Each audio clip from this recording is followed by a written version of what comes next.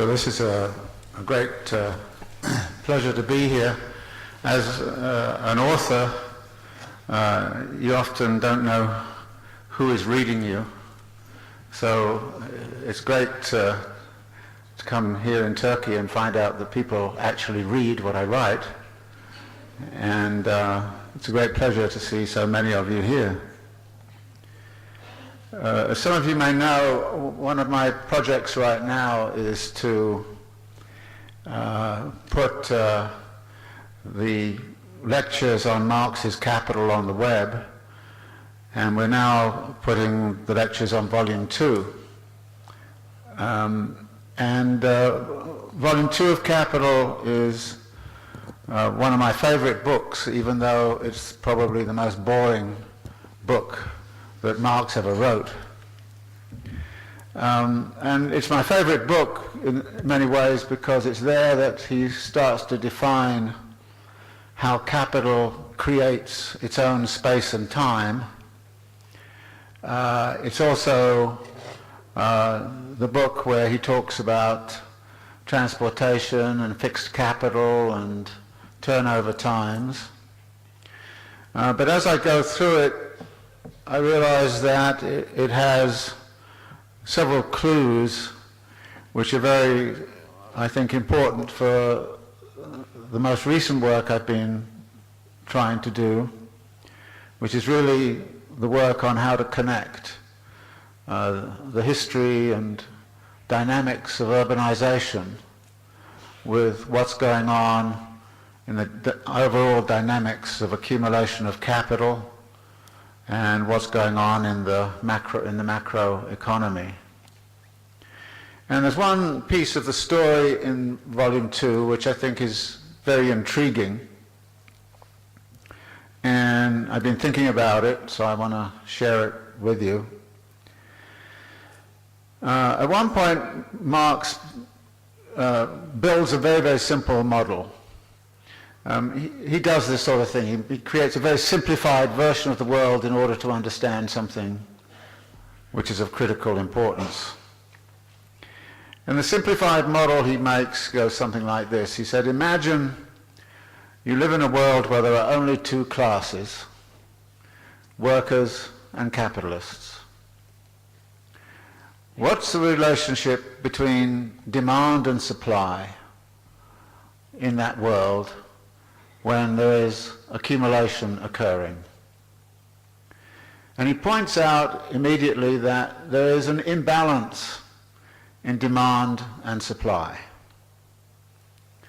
The demand is set by capital as it invests in means of production, machinery and all the rest of it, and as it purchases labor power. So that's the total demand which is released into the economy at the beginning of a day, say. But at the end of the day, if the capitalist is doing his or her job right, they end up with surplus value. So the supply at the end of the day is going to be equivalent to the amount spent on reproducing the original means of production, the amount that the laborers are consuming from the wages, and the surplus value. In his notation, the supply equals C plus V plus S. The demand is C plus V. So he then asks the question, where does the demand, extra demand, come from to absorb the surplus value that is produced at the end of the day? Can it come from the laborer? Clearly, that is impossible. Furthermore, the more you repress wages and the more you exploit labor power, the bigger the gap becomes between the amount of demand you've released and the supply you've created. So Marx says there's only one class that can actually solve that problem, and that's capital, which creates a very peculiar economy. That capital has to supply, the effective demand, to absorb the surplus value which is extracted from the workers. And then Marx kind of says, well, in the long run, of course, to the degree that the wealth of the capitalist is extracted from the workers, then eventually the workers are supplying the capitalist with the wherewithal to cover the gap. So it's capitalist consumption which actually gives the extra demand needed to absorb the surplus value. But capitalists consume in two ways. They consume as individuals, necessities and luxuries, but they also engage in something called productive consumption. And productive consumption is the reinvestment of part of their surplus in new means of production, new labour power. So, to cut a long story short, the way in which you balance supply and demand in that economy, as Marx lays it out, is that the capitalists use the extra demand which they create the day after to mop up the surplus value they produced the day before. In other words, it's the continuous expansion of the system which permits the difference between demand and supply to be covered. And that in itself is a kind of interesting story, except when you look at it, you find out there's a time gap here between when the demand comes into being and when the supply comes online. And the only way you can cover that time gap is to engage in the famous capitalist practice of buying now and paying later. In other words, you operate on credit. Now this is a crucial finding,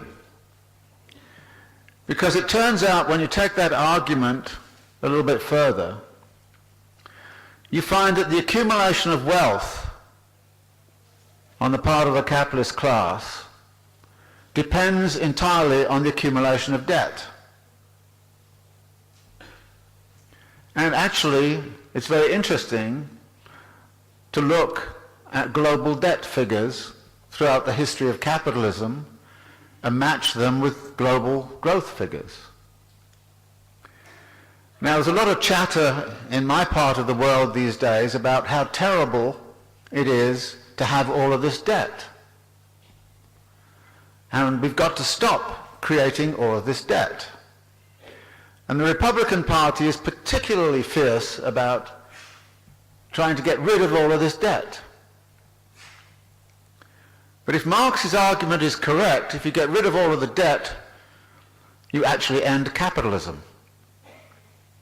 So I wrote a nice little piece for the Wall Street Journal suggesting that in the event this happened, the Republican Party might do a better job of ending capitalism than the workers' movement has ever done.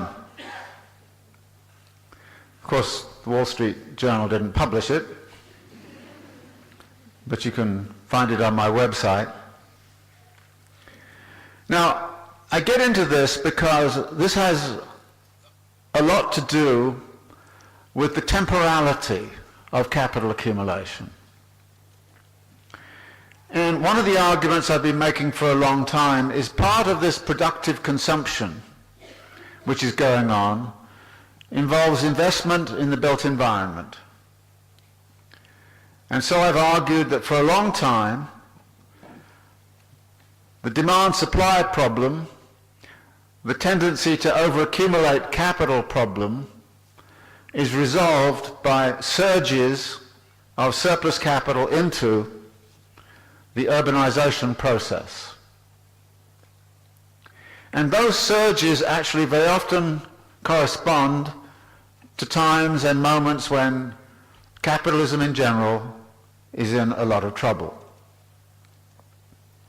If you look at the data from, say, 1990s to the present day, you would see surplus capital flowing very strongly into various activities.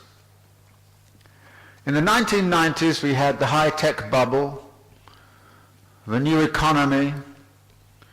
You had these strange companies that you thought were actually producing electricity, but were in fact just producing debt. And some of them went bankrupt in 1998. And there was a stock market crash, 2000, 2001. And the surplus capital seemed to have nowhere else to go, except into the property market. So what you start to see in the United States and also in various other parts of the world is a rapid switch of capital flows into the property market. Commercial property, housing, infrastructure, and all the rest of it. That flow was facilitated by another peculiar feature of the supply and demand for those kinds of products. A financial institution will lend to a developer, and the developer will build tract housing outside of San Diego. Then the developer will need to sell the housing to somebody. So what happens is the same financial institution that has lent the money to the developer lends money to the buyers. So that indeed demand and supply can be balanced, except the developers take their money at the outset and go home with it, and then it is the buyers who have to pay off the housing through a housing mortgage owed to the financial institution. What that then also presumes is that the people who have been lent the money have enough to pay off the mortgage. And what we saw in the 1990s was that that was no longer actually always the case. So under President Clinton, there began a program to make mortgage finance available to low-income populations, and particularly minority populations, African Americans, Hispanic immigrants, and the like. That program came a little bit to a stop in 2000, 2001, but under the Bush presidency, it boomed again. And increasingly, of course, we know the phenomena. More and more money was being lent to people with almost zero credit rating, very low income streams, in order to keep the whole boom going. And of course it kept booming because property prices were going up. And as property prices went up, so more people wanted to get into the housing market. And so we get this boom in housing, which suddenly comes to an end in 2007, 2008. This process was not only happening in the United States. It was also happening in Spain, it was happening in Ireland, and various other parts of the world. Even in the United States, it was not happening everywhere. The crisis had its epicenter in the southwest of the United States, Southern California, Arizona, Nevada, and the other side of the continent, Florida and Georgia. If you took away those markets, there would have been no massive crisis of the sort that we saw. So this is, if you like, where the crisis which struck in 2008 came from. But notice, this crisis was the result of resolving another crisis which had existed before, in 2000 and 2001. And if you go back even further, you suddenly see a whole pattern where housing and commercial property and physical infrastructures are the vehicle whereby capital gets out of crises and gets back into them again. There's a wonderful statement that came out from the San Francisco Federal Reserve Bank, which said, you know, when we look back, we see that in the United States, we have one very important way in which we resolve crises. We build houses and we fill them with things. That is, the effective demand, which is mopping up the surplus at the end of the day, comes out of that process, building houses, filling them with things. And if you go back historically, you'll see again and again a complicated relationship between what is going on in urbanization and the troubles which exist in the economy in general. But the astonishing thing is that nobody really has looked at it very closely. Only recently have people gone back and looked at what happened in the United States in the 1920s.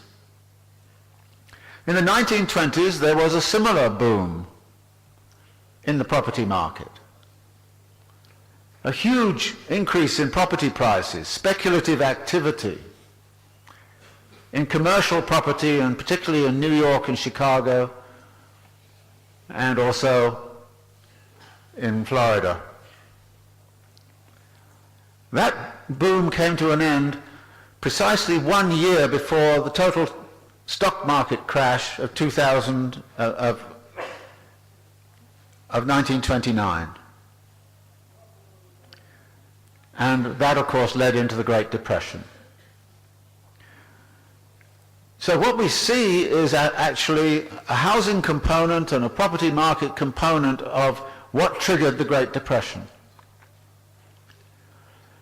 If you look around the world, you see there was a tremendous boom in the Japanese economy. If we were talking about the global economy in this room in the 1980s, we would have said Japan is the place to look. It's the hegemonic economy. It's really driving very fast. And suddenly it all collapsed in 1991. And why did it collapse? Land prices. Around that same time, Sweden had to nationalize its banks because of speculative activity in housing markets. In 1973, there was a global crash in property markets that triggered a lot of the difficulties that occurred in the Western economies during the 1970s. And led actually into a crisis of municipal finance that led New York City, which then was about the 10th largest public budget in the world, to go technically bankrupt in 1975. So what I'm stressing here is this strong association between capital accumulation. And the big one is this, that before World War II in the United States, the rate of new housing construction stood at the level of around 500,000 units a year, with considerable fluctuations up and down. After World War II, it averaged 1.5 million a year. What saved the US economy from going back into depression in 1945, armed as it was with a much expanded productive capacity given the war effort, armed as it was also with a vast increase in the labor force, because women had been brought into the labor force, what got the United States out of the prospect of another Great Depression in the 1940s, 1950s, was suburbanization. And boy, was suburbanization about building houses and filling them with things. You've seen all those movies, you know, of life in suburban life in the 1950s and 1960s. The refrigerators, the swimming pools, the tremendous demand that was associated with the suburban lifestyle. But that demand was also backed up by something else, which was rising incomes for the working classes, for a serious segment of the working class at least, mainly the white unionized working class, which meant that they could actually afford the suburban lifestyle.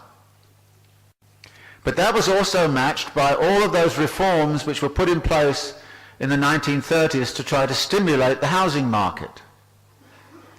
And these reforms involved the creation of new financial institutions, so money could flow easily into the housing system and into property development. And those reforms also ensured housing against default. At the same time as this was going on, there was a campaign to talk about the American dream. So all the soldiers coming back from World War II were saying, you've come back and you fought for freedom, and the freedom for you is embodied in the American dream, which is having your own house, home ownership in the suburbs. And as they talked about that American dream, they casually said on the side, of course, this is going to help pacify a potentially restive population, make them all favor capitalism. There was a famous phrase which was used in the 1930s. Debt-encumbered homeowners don't go on strike.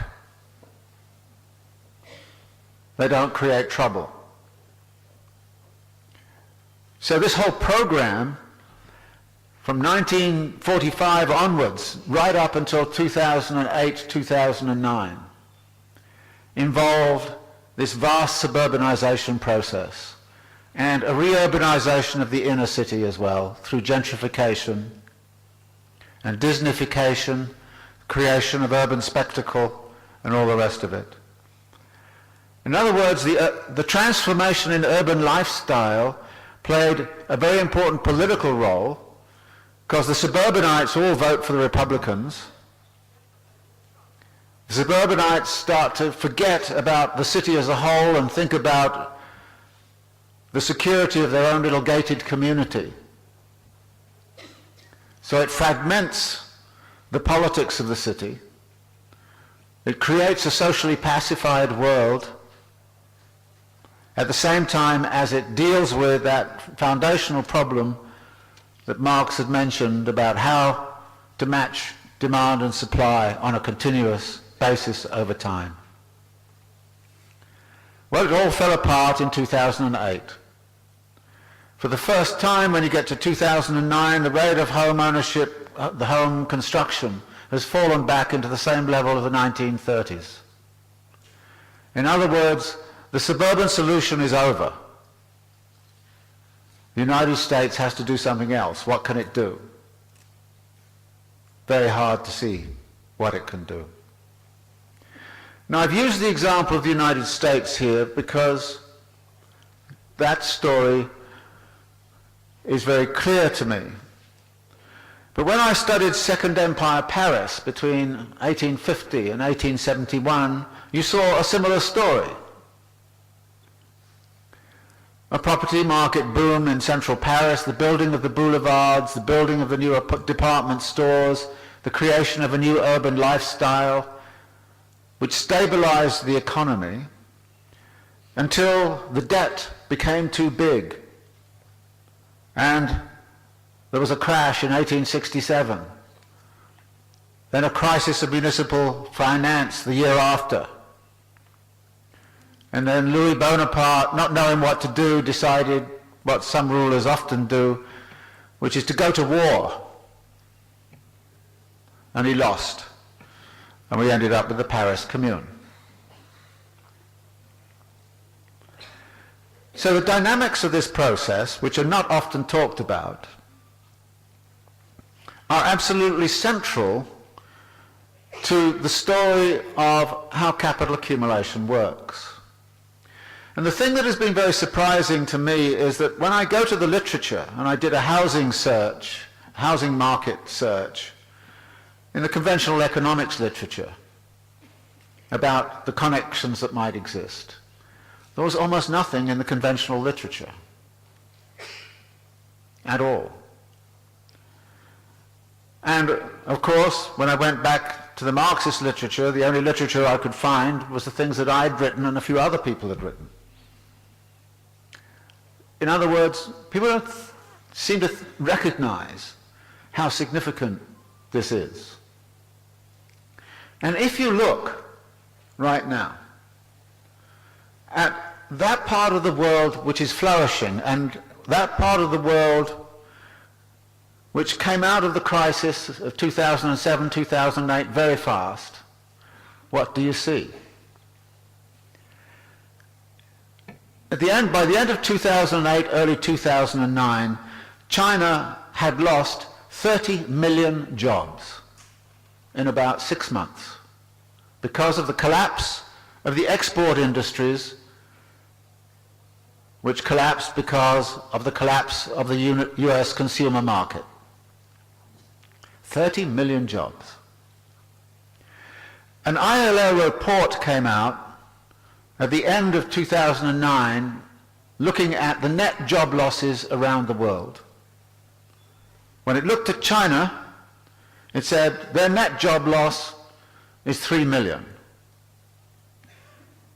In other words, China had created 27 million jobs in less than 9 months. What were people employed on doing? During this period, China has built two whole new cities that have no residents in them yet, and they're still waiting for people to come. There was a great advertisement in the New York Times the other day, big like this, said, "Come to this city, we have all the facilities you want, we'll subsidize you to come." The Chinese had a huge infrastructure project, new rail lines, new highways. The Chinese also told their banks to lend to local development projects. Now in the United States, if President Obama tells Goldman Sachs what to do, Goldman Sachs will tell him just go away. If you're a Chinese banker, you don't do that. You do what the Central Committee says you've got to do. And the Chinese banks lent mainly to property development. So there was a huge property development boom. Property prices in Shanghai doubled in 1 year. A huge construction activity went on. In other words, the urbanization project of China over the last few years has absorbed vast amounts of surplus capital and labor and has done, in effect, the same sort of job that suburbanization did for the United States after 1945.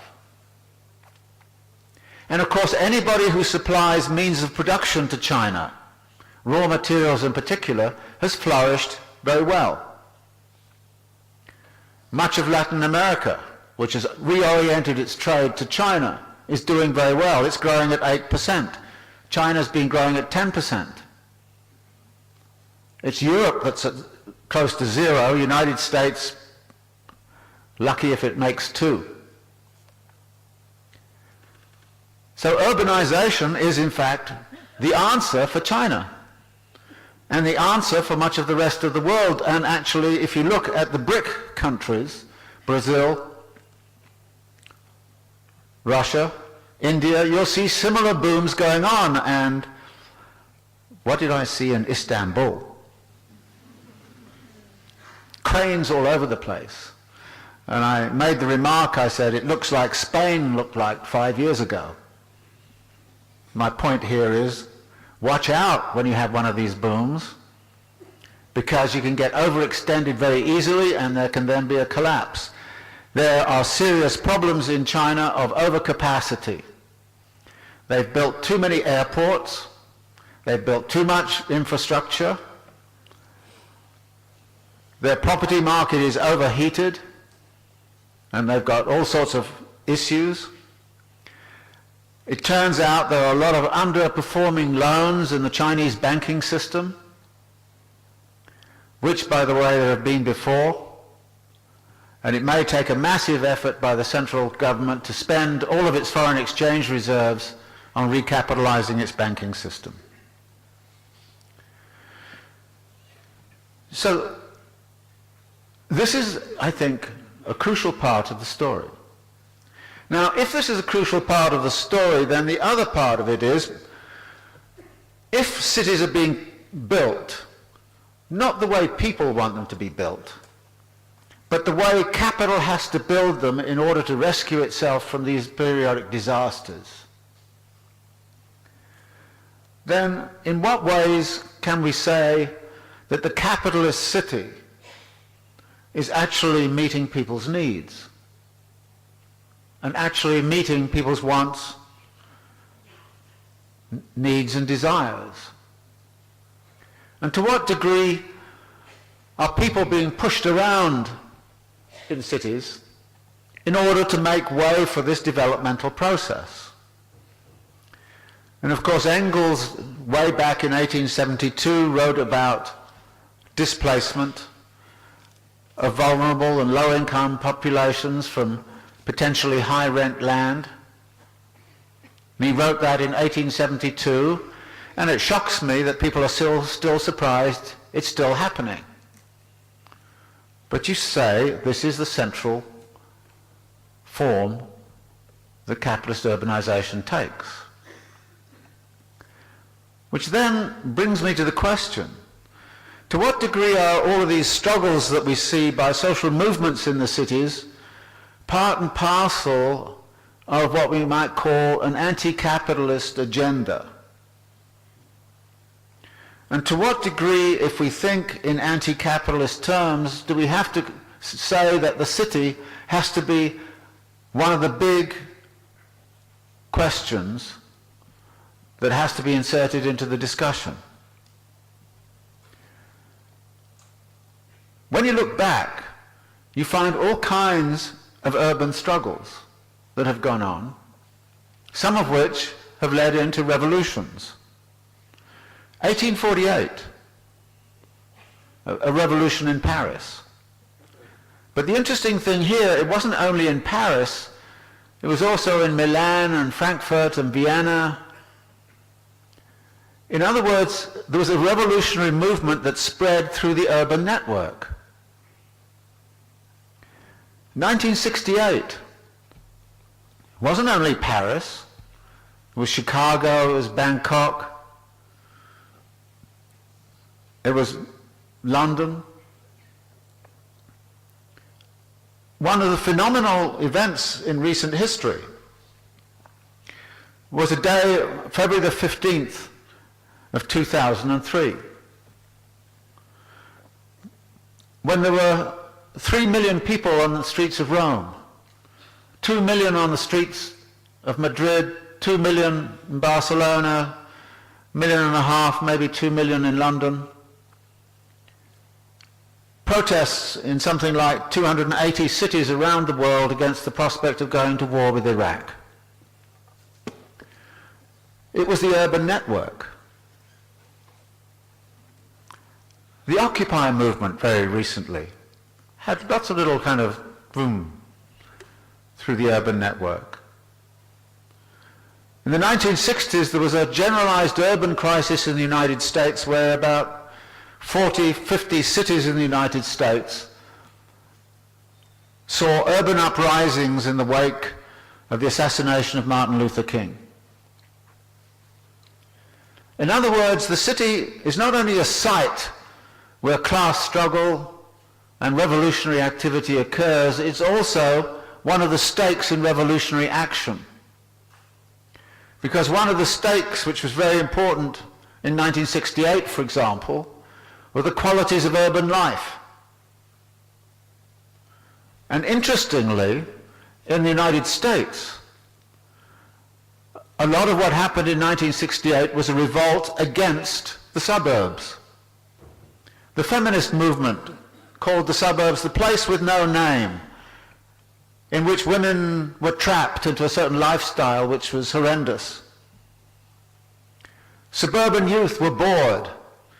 They'd seen a few European cities and said, let's have a different quality of urban life. Let's have sidewalk cafes and things like that. So the struggle is often over the qualities of urban life. But I have a lot of Marxist friends who tell me they're not really class struggles. They're just urban social movements. Class struggles really occur in the factory. The proletariat exists in the factory. And they're all depressed in the United States because the factories have disappeared. So you have to say to them, well, if you want to find the proletariat, go to China. But actually you have a proletariat that is making and remaking daily life in the city. And they're actually producing value. Go read volume 2 of Capital. Transport workers produce value. All of those truck drivers delivering things around these cities are producing value and creating surplus value. Let's organize the truck drivers. And if you can organize the truck drivers, it's a very effective way of getting people's attention. When there have been major transport strikes, it's a very, very good way to draw people's attention. Taxi drivers. Well, we have an organization of taxi drivers in New York now. Very interesting to see what happened when that organization starts to become militant. So the city then becomes, as it were, the site and the stake in a lot of struggles which are class struggles.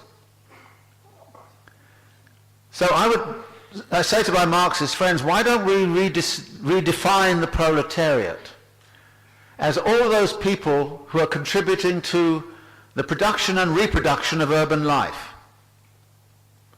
And then why don't we think about how to organize that proletariat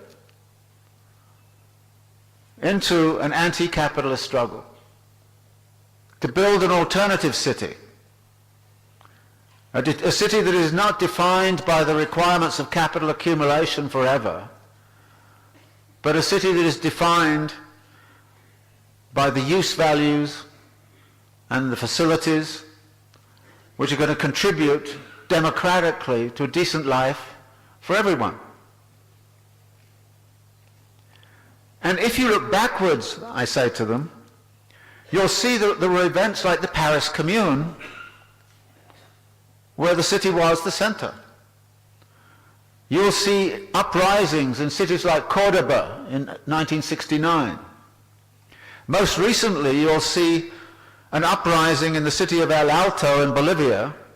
In fact, 2 uprisings, both of which got rid of presidents of Bolivia, and which paved the way for Evo Morales to come to power. The same city is now at odds with Evo Morales because he's compromising with the neoliberal order. He's compromising with imperialist pressures.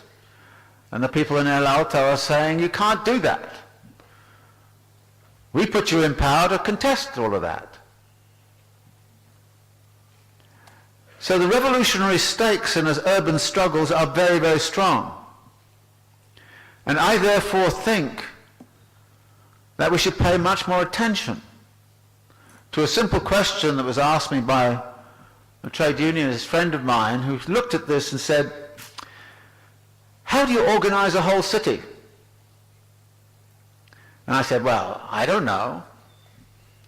And he said, well, you know, you're supposed to think about these things. Why don't you go away and think about it and give us some ideas about how to organize a whole city? And so I did say to him, well, you know, why don't you tell me what you union guys can do? And he said, well, look, there are two strands within the union movement. One organizes on a sector-by-sector basis. So you have the public sector workers, and you have the auto workers, and you have, you know. The other works on a geographical basis and talks about all the workers in New York City, all the workers in Los Angeles. And I suddenly remembered that actually in Britain there are these trades councils which are focused on cities, and the trades councils tended to be much more radical than the sectoral unions. And they were more radical for a very simple reason, that their conception of the proletariat was everybody living in the city who was producing and reproducing urban life. And they wanted to change what the city was about. Whereas the sectoral units just looked after their own membership. We get a better deal for our members, and that's it. Okay, we have alliances with other unions, but nevertheless, our fundamental mission is simply our members in this particular class of worker. So we talked about this and said, well, we should really emphasize to the union movement that they should pay far more attention to territorial organization.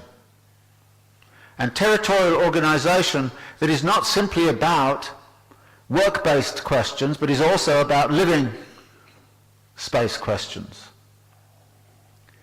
Because it then turns out that in the history of labor struggles, those struggles which survive best and can be most victorious always involve an alliance between the workers in the factories and the people in the neighborhoods around the factories. We see this in Argentina right now. Factories were taken over in 2001, 2002 by many workers. But the workers threw the factories open and turned them into cultural centers and educational centers for the whole neighborhood. And so there's great solidarity between the workers in the factory and everybody who lives around. And now that the Argentinian economy has recovered, the original owners come back and say, we want our factory back, or we want to take all of our machinery out of the factory. And as soon as they come down, the whole neighborhood assembles and says, you're not going to do it. So they're stopped from doing it. And when you go back and you look at the history of labor struggles and look at the role of neighborhood support, you find it is that unity between the workplace and the living place which becomes crucial in the study, in the struggle. Now this is one of the things, again, that I try to educate people to, so they then start to think, okay, it is possible to organize a whole city. It is possible to start to put clear demands on the transformation of urban life, transformation of urban life which is much more egalitarian, transformation of urban life which is going to deal with social inequality, transformation of urban life that is going to deal with the failures of delivery of public services. Those are all possible agendas which can be blended together within an anti-capitalist struggle. Now then the big question is, why should we think in terms of an anti-capitalist struggle? Why don't we just think of a series of reforms within capitalism? And my answer to that is, I think, quite simple. Capitalism is about growth. It's about compounding growth. 3% compound growth forever is what capital demands. 3% compound growth from now on in is becoming increasingly difficult to maintain. And you can see by the speed with which many parts of the world are being transformed, the speed of urbanization in China, the speed of growth of Istanbul, the speed of growth. Can you imagine that speed of growth continuing for another 100 years? God, what would the place look like? You have to start thinking about a zero growth economy down the line, and a stable economy, and an urbanization process that actually fits that stability. And again, that would say to me that the city as the locus of a crucial set of struggles, and those struggles are about the city and for the city, not simply located in the city. Okay, let me leave it there. Thanks very much.